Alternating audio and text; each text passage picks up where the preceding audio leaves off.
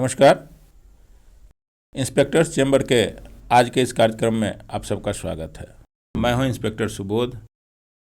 दोस्तों, अपराधी को दोहराते रहिए, इस श्रृंखला की आज दूसरी कड़ी है और आज इस चर्चा की शुरुआत हम एक कहानी से शुरू करना चाहते हैं। मोहन नाम का एक व्यक्ति था, काफ़ी मनबढ़ू और उदंड प्रवृत्ति का था। एक दिन उसने अपने पड़ोसी के साथ मारपीट कर ली। उसका कुछ सामान भी वो अपने साथ लेते चला गया। पड़ोसी के द्वारा एफआईआर दर्ज कराई गई। चूंकि एफआईआर में जो भी धाराएं लगाई गई थी, सभी धाराओं में सजा 7 वर्ष से कम की थी। आप सबको मालूम है, 7 वर्ष से कम सजा वाले कांडों में अभियुक्त की गिरफ्तारी नहीं की जाती, बल्कि पुलिस द्वारा उन्हें एक नोटिस दी जाती है, जिनमें उन्हें निर्देशित किया जाता है कि एक नियत तिथि के अंदर न्यायालय में उपस्थित हो जाएं, अपनी उपस्थिति दर्ज कराएं और इसकी सूचना थाना को दे दें। लेकिन मोहन अपनी मनबढ़ू प्रवृत्ति के होने के कारण जब पुलिस उसके घर पे नोटिस लेकर जाती थी, वह बार बार छिप जाता था। उसके इस व्यवहार से पुलिस तंग आकर नोटिस जो है उसके घर पे चिपकाना चाहता था। नोटिस चिपकाया गया, लेकिन मोहन द्वारा उस नोटिस को फाड़ कर फेंक दिया गया। अंततः एक दिन खोजते खोजते पुलिस ने मोहन को नोटिस आखिर थमा ही दी। जब मोहन को नोटिस थमा दिया गया, उसके बावजूद नोटिस में दिए गए निर्देशों का मोहन द्वारा पालन नहीं किया जा रहा था। अब ऐसी परिस्थिति में पुलिस क्या करे? कहानी काल्पनिक है, लेकिन कानूनी वास्तविकताओं पर आधारित है। और ऐसी परिस्थिति में वैसे व्यक्तियों के विरुद्ध पुलिस कौन कौन सी कार्रवाई कर सकती है, क्या क्या साक्ष्य इकट्ठे कर सकते हैं और उनके विरुद्ध अभियोजन चलाने के लिए कौन सी प्रक्रिया होगी, आज इन्हीं बिंदुओं पर हम चर्चा करेंगे। चर्चा के लिए उपस्थित हैं रिटायर्ड पुलिस उपाधीक्षक श्री सोनालाल सिंह जी। तो हम उनका स्वागत करते हैं। स्वागत है सर। जय हिंद सर, आपका इस कार्यक्रम इंस्पेक्टर्स चैम्बर में। जय हिंद सुबोध जी। इस श्रृंखला को अग्रसारण के लिए आप साधुवाद के पात्र हैं और यह आपकी मंशा है कि आम लोगों को साथ साथ पुलिस के में जो कार्यरत पुलिसकर्मी हैं उनको हम जागरूक करें, कानून के आयामों से उन्हें रूबरू करावें। तो जहां तक आपका प्रयास है उसमें हम भी सहभागी बन रहे हैं। सबसे पहले हम उन धाराओं को देख लेते हैं जिसमें लोक कर्तव्यों के निर्वहन के लिए कानूनी प्रावधान किया गया है। तो आइए हम उन धाराओं को एक बार एक नजर डालते हैं। जो कोई किसी ऐसे लोक सेवक द्वारा निकाले गए समन, सूचना या आदेश की तामील से बचने के लिए फरार हो जाएगा, जो ऐसे लोक सेवक के नाते ऐसे समन, सूचना या आदेश को निकालने के लिए वैध रूप से सक्षम हो, वह सादा कारावास से, जिसकी अवधि 1 मास तक की हो सकेगी, या जुर्माने से, जो 500 रुपये तक का हो सकेगा, या दोनों से।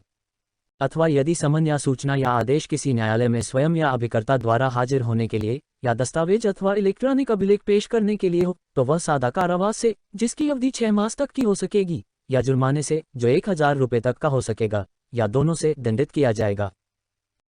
जो कोई किसी लोक सेवक द्वारा, जो लोक सेवक उस नाते कोई समन, सूचना या आदेश निकालने के लिए वैध रूप से सक्षम हो, निकाले गए समन, सूचना या आदेश की तामील अपने पर या किसी अन्य व्यक्ति पर होना किसी प्रकार साशय निवारित करेगा, अथवा किसी ऐसे समन, सूचना या आदेश का किसी स्थान में विधिपूर्वक लगाया जाना साशय निवारित करेगा, अथवा किसी ऐसे समन, सूचना या आदेश को किसी ऐसे स्थान से जहां की वह विधिपूर्वक लगाया हुआ है, साशय हटाएगा, अथवा किसी ऐसे लोक सेवक के प्राधिकाराधीन की जाने वाली किसी उद्घोषणा का विधिपूर्वक किया जाना साशय निवारित करेगा, जो ऐसे लोक सेवक के नाते ऐसी उद्घोषणा का किया जाना निर्दिष्ट करने के लिए वैध रूप से सक्षम हो, वह सादा कारावास से, जिसकी अवधि 1 मास तक की हो सकेगी, या जुर्माने से, जो 500 रुपये तक का हो सकेगा, या दोनों से।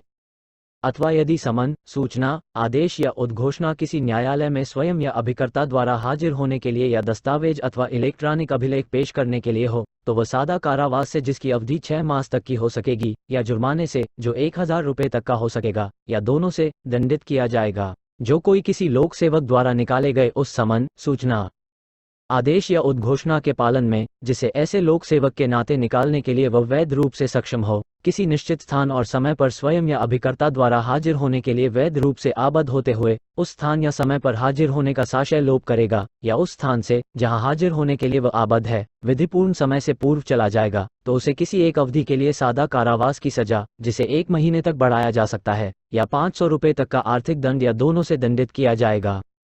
अथवा यदि समन, सूचना, आदेश या उद्घोषणा किसी न्यायालय में स्वयं या किसी अभिकर्ता द्वारा हाजिर होने के लिए है, तो उसे किसी एक अवधि के लिए सादा कारावास की सजा, जिसे 6 महीने तक बढ़ाया जा सकता है, या 1000 रुपये तक का आर्थिक दंड या दोनों से दंडित किया जाएगा। पहले हम सर से जानना चाहेंगे कि किसी व्यक्ति को पुलिस द्वारा या किसी भी लोक सेवक द्वारा जो नोटिस प्रदान की जाती है, तो उसमें 3 परिस्थितियां उत्पन्न होती है। पहली परिस्थिति है कि हम उस व्यक्ति को नोटिस देना चाहते हैं, लेकिन वह नोटिस ले नहीं रहा है, नोटिस लेने से वह भागा फिर रहा है। एक दूसरी परिस्थिति आती है कि हम उस नोटिस को उसके घर तक पहुंचा भी दे रहे हैं, उसके घर पे साट दे रहे हैं, लेकिन उसको नोटिस को फाड़ दे रहा है और डिस्टर्ब कर रहा है पुलिस को। और एक तीसरी अवस्था आती है जिसमें कि उसने नोटिस प्राप्त कर लिया, लेकिन नोटिस में दिए गए निर्देशों का अनुपालन नहीं कर रहा है। तो इन तीनों ही स्थितियों में आईपीसी में जो धाराएं दी गई है और लोक कर्तव्य निर्वहन का जो प्रक्रियाएं दी गई है, और कोई व्यक्ति अपने लोक कर्तव्य को नहीं अनुपालन कर रहा है, अपने कर्तव्यों के निर्वहन में जानबूझकर उसमें विघ्न पैदा कर रहा है, तो ऐसी परिस्थिति में हम उनके खिलाफ कौन कौन से साक्ष्यों को एकत्रित करें और उन साक्ष्यों को लेकर हम माननीय न्यायालय में जाएं, ताकि उस व्यक्ति को हम कानून को मानने के लिए बाध्य कर दें। सर, सबसे पहले सुबोध जी, जो आईपीसी की धारा 172 है, वह आईपीसी के चैप्टर 10 में उसका वर्णन किया गया है। चैप्टर 10 यह देखता है, यह आपको उल्लेखित करता है कि किसी लोक सेवक के द्वारा दिए गए आदेश का अवहेलना नहीं तो कोई कर रहा है, और अवहेलना करने का जो कॉज बन रहा है वह कंटेम्प्ट के रूप में उभर करके सामने आ रहा है कि नहीं। अब 172 जहाँ जो आपको धारा है उसमें है कि जैसे कोई लोक सेवक जो आबद्ध है कि हाँ कोई सम्मान, कोई सूचना, कोई आदेशिका लिखित या मौखिक रूप से निर्गत करने के लिए सक्षम, और वह किसी व्यक्ति के लिए वह सम्मान, वह लिखित आदेशिका, मौखिक आदेशिका वह निर्गत करता है, और वह व्यक्ति अपने आप को छुपा लेता है। तामिला के समय वह अपने आप को कंसील कर लेता है, चाहे वह सम्मान आदेशिका निर्गत होने के पूर्व से अगर छिपा हुआ है, और जिस दिन उसके विरुद्ध वह सम्मान और आदेशिका तामिला के लिए जाता है उस दिन भी कंटिन्यूटी में छुपा हुआ है, तो वह माना जाएगा कि अपने को छुपा रहा है, भले ही पहले से वह छिपने का कार्य कर रहा है। तो जैसे ही वह कंसील करता है, छुपता है कि हम आदेशिका और सम्मान के तामिला से अपने आप को बचा ले, निवारित कर ले, तो यहाँ अपराध का सृजन हो जाता है। और जैसे ही अपराध का सृजन हो जाता है 172 का ऑफेंस वहां पर पूरा का पूरा मेकआउट हो जाता है। सर से जानना चाहेंगे कि जब कोई पुलिस पदाधिकारी या फिर कोई लोक सेवक जब कोई सूचना जारी करता है और उस सूचना को उस व्यक्ति तक उपलब्ध कराना चाहता है, लेकिन वह व्यक्ति भागा फिर रहा है, तो कौन कौन सा एविडेंस हम इकट्ठा करके माननीय न्यायालय को समर्पित करें ताकि उस व्यक्ति को हम अभियोजित कर सके? हाँ, ये अच्छा सवाल है। अब जैसे ही हम सम्मान और आदेशिका लेकर के हम उस व्यक्ति के पास पहुंचते हैं, व्यक्ति का कहीं सहज सुलभ आपका रेजिडेंस होगा जहाँ पर वह निवास करता है, और वहां पर हम जाते हैं और वह भागा फिर रहा है, वह भाग जा रहा है, छुप जा रहा है, तो वहां के जो भी स्थानीय आपको माननीय सदस्य हैं, वहां के चौकीदार हैं, वहां के सरपंच हैं, जिनको सरकारी सेवक को सहायता देने के लिए अबाध्यता प्राप्त है, सरकारी सेवक को जो वहां पर सूचना लेकर के जा रहा है उनको सहयोग करना है, उनका सहयोग लेकर के हम इस बात को वहां पर आलेखित करेंगे कि हम आज लोक सेवक के न्यायालय से, लोक सेवक के किसी कार्यालय से निर्गत हम आदेशिका और सम्मान लेकर के आए, और वह व्यक्ति यहाँ पर उपलब्ध नहीं हुए, और रहते हुए भी गांव में उनकी उपस्थिति रहते हुए भी वह कहीं भाग गए, वो अपने आप को छुपा लिए हुए। तो हम एक यह प्रतिवेदन तैयार करेंगे और प्रतिवेदन तैयार करने के बाद हम जब थाना पर आते हैं, तो थाना पर आने के बाद इसकी प्रविष्टि हम थाना दैनिकी में करेंगे, उसकी सच्ची प्रतिलिपि तैयार करेंगे। जो प्रतिवेदन होगा वो हस्ताक्षरित होगा वहां के 2 माननीय व्यक्तियों के द्वारा, या चौकीदार के द्वारा, या सरपंच के द्वारा, या वार्ड मेंबर के द्वारा, और उसकी एक सूचना हम जो सम्मन निर्गत करने वाले या आदेशिका निर्गत करने वाले लोक सेवक के कार्यालय है वहां पर हम प्रेषित कर देंगे। तदुपरांत उनके विरुद्ध 172 का हम एक प्रोसिक्यूशन रिपोर्ट देंगे। एक तो जो सम्मन है उसका हमारा कंप्लायंस हो गया कि हम कोर्ट में भेज दिए कि वो आदमी अपने आप को छिपा लिया है। अब छिपा लिया है तो उसका अपराध तो मेरे सामने घटित हुआ है, उसके चक्षुदर्शी साक्षी हम बन रहे हैं, जो आबद्ध हैं हमको सहयोग देने के लिए माननीय व्यक्ति सरपंच, वार्ड कमिश्नर, वो हमारे साक्षी हो गए। और हम एक विहित प्रपत्र जो पुलिस हस्तक के भाग 2 में है, उसमें हम उसका एक सूचना की प्रविष्टि करके प्रभाग निरीक्षक के माध्यम से, या जहाँ प्रभाग निरीक्षक आपको एसएचओ के पद पर है, हम डीएसपी के माध्यम से संबंधित न्यायालय में हम प्रेषित कर देंगे, ताकि उनको 1 माह का सादा कारावास के लिए उनको प्रोसिक्यूट किया जा सके। एक चीज सर से जानना चाहेंगे हम, एक शब्द आया है लोक सेवक, जो आईपीसी की धारा 21 में परिभाषित है सर। तो हम जानना चाहेंगे सर से कि हमारे पुलिस डिपार्टमेंट में कौन कौन से पद लोक सेवक के अंतर्गत आते हैं, कौन कौन से पद लोक सेवक कहलाएंगे, तो जरा इसको एक बार डिफाइन कर दिया जाए सर। जो भी लोग नियमित रूप से सरकारी सेवाओं का, सरकारी कर्तव्यों का निर्वहन कर रहे हैं और जिसके निर्वहन के फलस्वरूप उन्हें वेतन प्राप्त होता है, और यहाँ जो हम सम्मन की बात करते हैं, और जो कानून के तहत कोई सम्मन और आदेशिका निर्गत करने के लिए सक्षम, जिनके द्वारा सम्मन और आदेशिका निर्गत करने के लिए सक्षमता प्राप्त है कानून के तहत, विभाग के तहत, उनको हम यहाँ लोक सेवक की श्रेणी में रखेंगे, जिस कानून की बात पर अभी हम लोग परिचर्चा कर रहे हैं। तो सर हमारा एक चौकीदार जो ग्रामीण पुलिस है, वो भी लोक सेवक की श्रेणी में आ जाएगा? हाँ, वो भी लोक सेवक है, वो भी लोक सेवक। तो यहाँ एक चीज हम लोगों से डिक्लेयर कर देना चाहते हैं कि हमारा जो ग्रामीण पुलिस है, चौकीदार है, वह भी लोक सेवक है और वह भी समन को डिस्ट्रीब्यूट कर सकता है। हाँ, उसमें कहीं कोई दिक्कत नहीं है, उसमें कहीं कोई परेशानी नहीं होगी सर? ना। चलिए, ये तो हो गई सर सेक्शन 172। अब हम आगे बढ़ते हैं और ये जानना चाहेंगे सर से कि हम किसी को नोटिस देना चाहते हैं, वो आदमी उपस्थित तो है लेकिन नोटिस लेने से इनकार कर रहा है, जैसा कि सेक्शन 173 में कहा गया है आईपीसी में। तो वैसे लोगों के विरुद्ध हम कौन कौन सा एविडेंस कलेक्ट करेंगे, उस एविडेंस को हम कैसे माननीय न्यायालय में प्रस्तुत करेंगे, इसके संबंध में हम सर से जानना चाहेंगे। सूरज जी, आपका जो प्रश्न है उसमें थोड़ा सा हम रेक्टिफाइड करेंगे सर। 173 जो सेक्शन है आईपीसी का, वह एक तरह से मिसचीफ का सेक्शन उसको मान करके चल सकते हैं। वह जो व्यक्ति है जिसके विरुद्ध आदेशिका और सम्मन निर्गत है, वह निवारित करता है, वह सम्मन को तामिला नहीं होने दे रहा है। किसी सहज सुलभ स्थान पर अगर उसको चस्पा किया जा रहा है तो उसको वह फाड़ करके विनष्ट कर रहा है, वह वहां पर चस्पा नहीं करने दे रहा है, वह चस्पा करने वाले पदाधिकारियों के बीच व्यवधान उपस्थित कर रहा है। यानी पूर्ण रूपे से जहां आप सम्मन ले लिए, फाड़ करके फेंक दिए, वह आपको सम्मन निर्गत पर हस्ताक्षर कर दिया। इसमें एक हाईकोर्ट का इसमें रूलिंग है, श्रीनिवासन बनाम राज्य सरकार का एक इसमें रूलिंग भी है कि आदेशिका को ले लेना, उसको फेंक देना, यह इस धारा के तहत कवर नहीं होता है। इस धारा का मेन जो स्ट्रीम है, मेन जो आत्मा है, यह है कि वह मिसचीफ करता है। अगर वह लगाने नहीं दे रहा है, चस्पा किया हुआ है, उसको फाड़ के फेंक दे रहा है, ले लेने के बाद वो क्या करता है उसे हमको कोई वास्ता नहीं। सम्मन रिसीव करने के बाद वह क्या करता है नहीं करता है, यह माना जाएगा कि उसने सम्मन प्राप्त कर लिया। सम्मन प्राप्ति के पहले जो उसके द्वारा उदंडता किया जाता है, निश्चित किया जाता है, निवारित किया जाता है, वह इस धारा के तहत पैनल सेक्शन में अपराध के श्रेणी में आता है। मतलब वो प्राप्त नहीं कर रहा है, किसी भी तरह से मिसजीव करके निकल जा रहा है।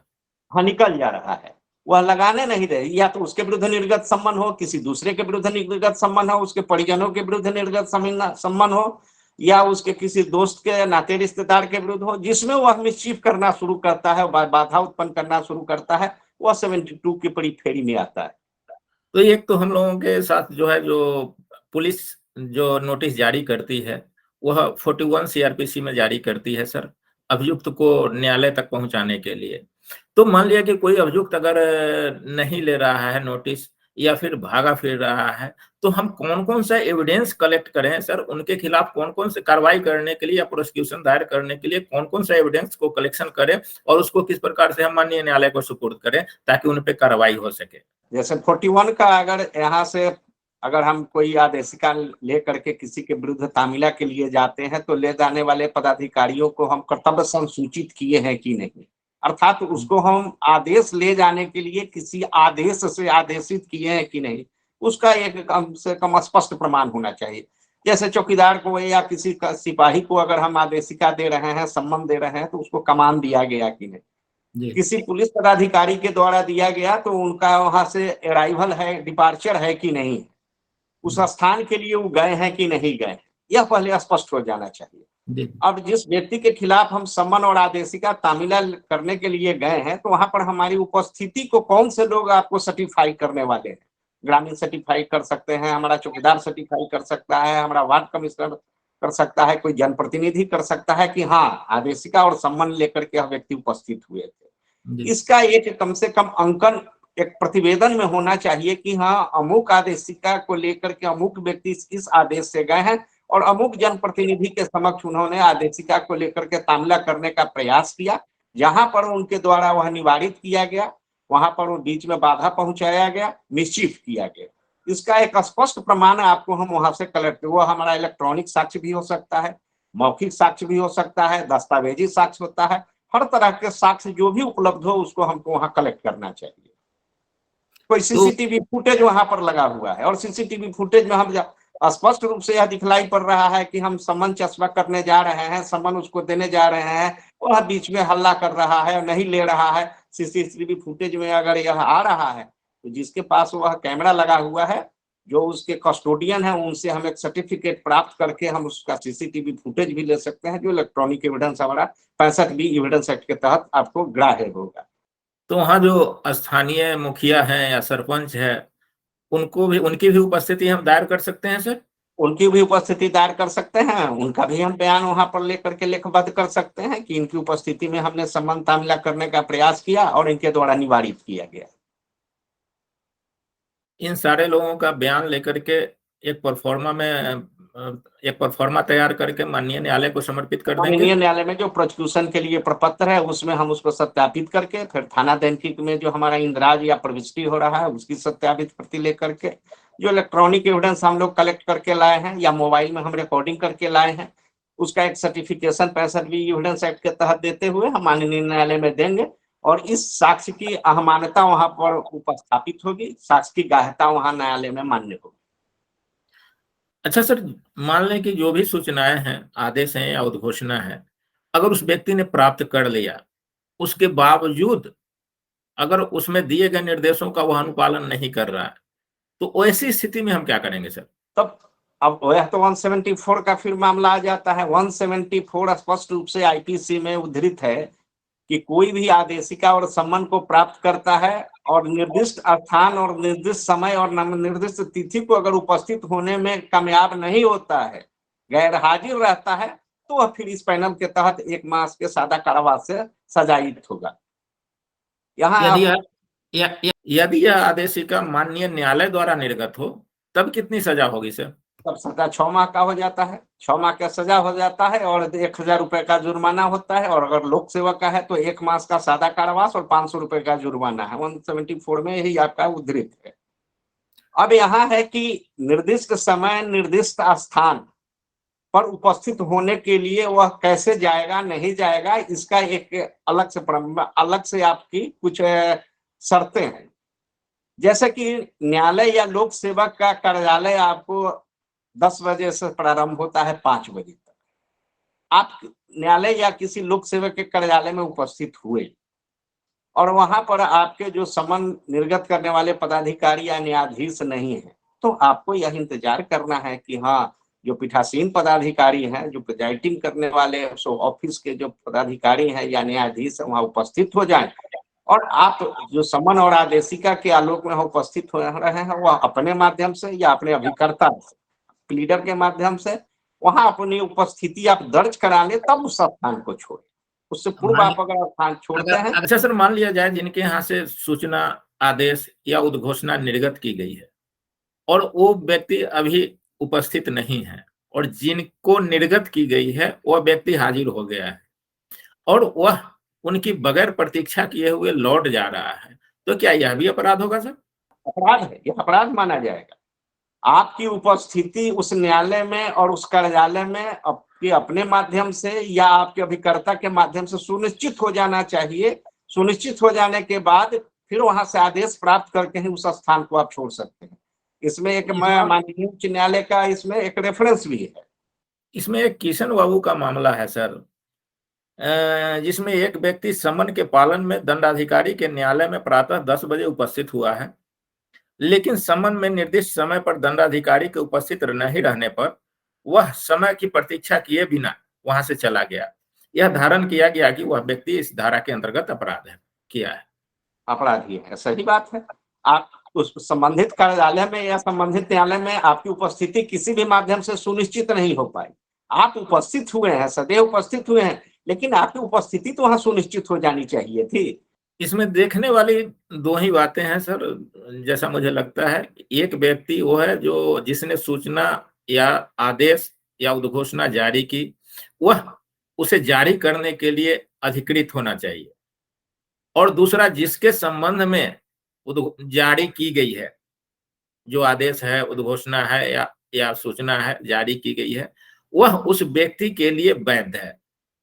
जो कार्यालय आपको आदेशिका या सम्मन या वहां से कोई उद्घोषणा वगैरह जो भी आपको जारी करता है, जारी करने वाला कार्यालय पूर्ण रूप से सक्षम है कि नहीं, या तो आप जब उपस्थित होने के लिए वहां जाते हैं तो ये आपके जो प्लीडर है या सुनिश्चित कर लेंगे कि हाँ जो न्यायालय या कार्यालय है वह पूरी रूप से सक्षम है और जो सम्मन और आदेशिका निर्गत किया गया है उसमें कहीं कोई कानूनी लोचा नहीं है, कानूनी रूप से वो आपको सशक्त है, तो फिर आप अपनी उपस्थिति सुनिश्चित करा ले वहां पर। जिनके विरुद्ध जारी किया गया है वह भी कानूनी रूप से यह अवध होना चाहिए कि हाँ उनके विरुद्ध यह आदेश या सूचना जारी किया जा सकता है।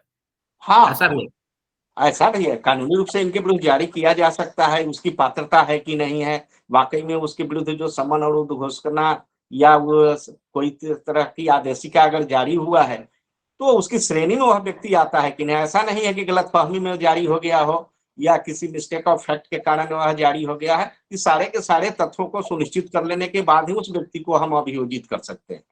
यदि आदेशिकाएं माननीय न्यायालय से निर्गत है तो ऐसा सर्वोच्च न्यायालय का एक ऑर्डर भी है कि अगर इस तरह की सूचनाएं का अनुपालन नहीं होता है या इसकी अवहेलना होती है तो यह कंटेम्प्ट ऑफ कोर्ट माना जाएगा। उसके लिए यह प्रॉपर फिट बैठता है, बनता है माननीय सर। देखिए मुख्य रूप से हम लोग लोक सेवक के कार्यालय पर ही फोकस करते हैं, क्योंकि हम लोगों को लोक सेवक के कार्यालय में ही ज्यादा उद्घोषणा सम्मान वगैरह वारंट के मामले में हम लोग किसी को यहाँ से भेजते हैं। चाहे वह नोटिस 91 सीआरपीसी का हो चाहे 41A सीआरपीसी का हो, हम लोगों के द्वारा तो यही नोटिस जारी होता है। कोई भी व्यक्ति, किसी भी व्यक्ति को बुलाने का मकसद किसी न्यायालय या किसी कार्यालय को यह रहता है कि हम उनकी बात को सुन लें, उनसे हम परीक्षा तो कर लें, हम उनके विरुद्ध जो अभियोग लगाए गए हुए हैं, जो आरोप लगाए गए हैं, उसमें हम उनका भी तो पक्ष जान ले। हम उनका पक्ष जानने के लिए, उनको हम सफाई के लिए, हम उनका संविधान के प्रदत्त जो यहाँ पर 22 के तहत जो उनको राइट ऑफ फ्रीडम का जो अधिकार प्राप्त है, उस राइट ऑफ फ्रीडम, उनके लिबर्टी को हम अगर किसी तरह से हम सीज करने जा रहे हैं तो उनका तो हम कम से कम पक्ष जान ले, इसलिए हम उनको बुलाते हैं। इसमें न्यायालय और कार्यालय का कोई मंशा नहीं होता है, सिर्फ होता है कि हम उस व्यक्ति को हम बुलावें और उनकी हम बात को सुन लें, उनका पक्ष जान लें। चलिए सर, आज के इस कार्यक्रम में आप उपस्थित हुए, बहुत सारी जानकारियां दी जो हमारे लिए और आम पब्लिक के लिए काफी महत्वपूर्ण है, और इसको हम अपने आचरण में समाहित करके एक अच्छा नागरिक तो बन ही सकते हैं। बहुत बहुत धन्यवाद सर। धन्यवाद सुबोध जी, जय हिंद। जय हिंद। इस तरह जय से हिंद सर। कड़ी आप जारी रखें ताकि आम लोगों को, साथ ही पुलिस कर्मियों को भी, जो कुछ भी हम लोग के पास उपलब्ध है, अपने अनुभवों से ज्ञान का अर्जन है या जो ज्ञान है, उसको हम लोग उन लोगों को तक पहुंचाने का एक सार्थक प्रयास कर रहे हैं। और हम लोग, अगर उन लोग ज्ञानित होते हैं तो हम लोगों का यह प्रयास सार्थक होगा। धन्यवाद। तो अभी आप सुन रहे थे सेवानिवृत्त पुलिस उपाधीक्षक श्री सोनालाल सिंह जी को। दोस्तों, पुलिस या किसी लोक सेवक द्वारा कोई भी सूचना आप तक उपस्थापित होता है तो आप निश्चित रूप से उसका अनुपालन करें। यदि आप उसका अनुपालन नहीं करते हैं तो आपके खिलाफ जो पुराना मामला चल रहा है, जिसके संबंध में यह सूचना जारी की गई है, वो पुराना मामला तो यथावत ही रहेगा, लेकिन एक नया मामला जो व्यक्ति नहीं अनुपालन करेगा उसके खिलाफ चालू हो जाएगा। और उस मामले में भले ही आप बरी हो जाएं, कहीं से कोई दो मत नहीं है, लेकिन जो वर्तमान मामला ये शुरू होगा, जो पुलिस या फिर लोक सेवक के आदेश की अवहेलना का मामला, यह एक अलग मामला आपके खिलाफ, उस व्यक्ति के खिलाफ जारी हो जाएगा। और इसमें उसमें तो बरी हो जा सकते हैं, लेकिन इसमें इनको बरी होने की कोई गुंजाइश नहीं रहती है। तो हम सारे लोगों से यही अपील करना चाहेंगे कि जो भी आदेशिकाएं जारी होती है, चाहे वह पुलिस द्वारा आदेशिकाएं जारी हो रही हो, चाहे माननीय न्यायालय द्वारा आदेशिकाएं जारी हो रही हो, या किसी अन्य लोक सेवक द्वारा आदेशिकाएं जारी होती है, आप उसका अक्षरशः अनुपालन करें और एक कानून को मानने वाला नागरिक बने और कानून का सम्मान करें। तो आज इस कार्यक्रम में आपने भाग लिया, आपने सुना, इसके लिए आपको बहुत बहुत धन्यवाद। अगर किसी तरह की कोई क्वेरी होती है या किसी तरह का आपको जानकारी लेना है तो आप हमारे ईमेल आईडी पर लिखिए। मेरा ईमेल आईडी है subodh.onhelp@gmail.com। तो आप जरूर हमें इस कार्यक्रम के बारे में लिखें और इसका फीडबैक दें, ताकि हम इस कार्यक्रम को और बेहतर बना सकें और आपके समक्ष नई नई जानकारियों को ला सकें। चलिए, बहुत बहुत धन्यवाद।